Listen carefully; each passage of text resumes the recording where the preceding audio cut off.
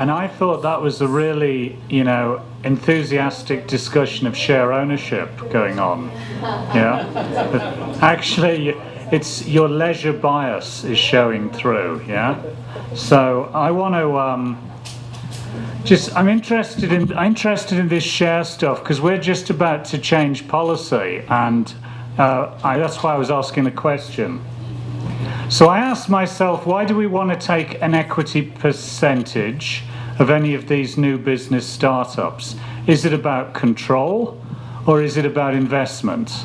Because I don't think it should be about either of those things, and this is where I differ. Now, we're getting more companies coming through. So we've got big growth from 2 to nearly 40, and then we've got other campuses. One of these things they need is money. Yeah? And there's only so many prizes you can win and only so many commercial offers. So we took the view that we should be looking to take between 5 and 10% very early on, up to a value of £10,000, but not in all companies, only in certain companies where we think it would benefit the company. And that's the driving factor. Not is it going to give the university a return, not do we want to control them, but does it actually help that business? Are they smart enough, or would they be helped by having somebody on their board? Because that's one of our conditions. If we're going to take a piece of this, we're going to have a representative on the board of directors. I'll explain. So we'd have a non-executive role in each company with a view to giving them defined business outputs to have on a monthly or a quarterly basis. Just that some of the companies we deal with, so for example, some technology companies, they're very cerebral, intellectual, but they forget to do things like VAT returns and budgets. They're programming in dark rooms all the time, And they would really benefit from having somebody in there who's good at process to get them moving. Others, you need a creative person in.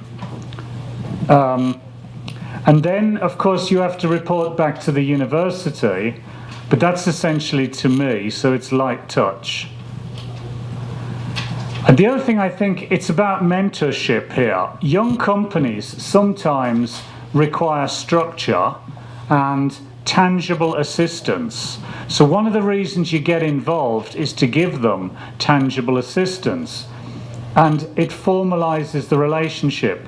Because in theory, our companies could not go to any training, could not listen to us and just use the premises and not engage. We have no hold over them.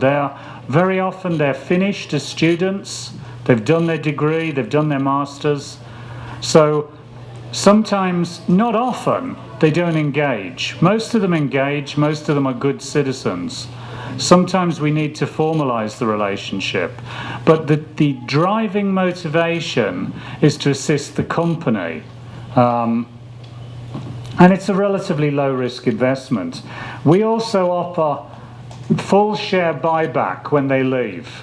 So they can buy that share back at exactly the same price, £5,000, £10,000, not even index-linked, not even inflation-linked.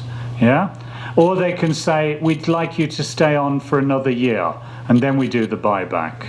But it's not an aggressive investment. The other thing is, who represents the university? Because that's another worry. I get a lot of them saying, this isn't my job, I wasn't employed to do this stuff. Those people. Yeah. So we tend to use the alumni network or the mentor network. There's not many academics, really, who we would use to put into the companies. But there's always people who work with these startup companies. So we've got this company working in health. They've got a health millionaire working with them, made a lot of money, made many mistakes. He's the ideal guy to be the non-executive director, to guide that. It's like a boat. It needs a rudder sometimes. Not a control, but a rudder that helps straighten it out from time to time, I think. So the primary driver there is the needs of the company, not the university thinking it's going to make money or more bureaucracy. But we're kind of, because it's getting big now and we've got to look at America and we've got to look at Africa, we're going to need to farm this out a bit and help some of these. And I've no idea how it's going to work in the other countries. America will probably be like London and Glasgow, but I'm very new to the Middle East and the culture there when we go into Oman. And you'll have to go with local regulations, etc. Okay, that's it. Okay. Thank you. Perfect. Thank you.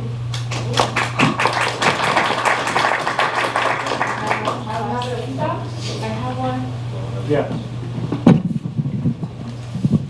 I want to know if the board, the people that is participating in the board, if they are hired by the university and they have this flexible time to be part of the company, or how it works. So they're not university employees. The mentors who help us all do this for free. Yeah, they give their time, they give their input, they want to do something to give back. That's how we recruit them. So they don't come in for a daily rate or a per diem or anything like that.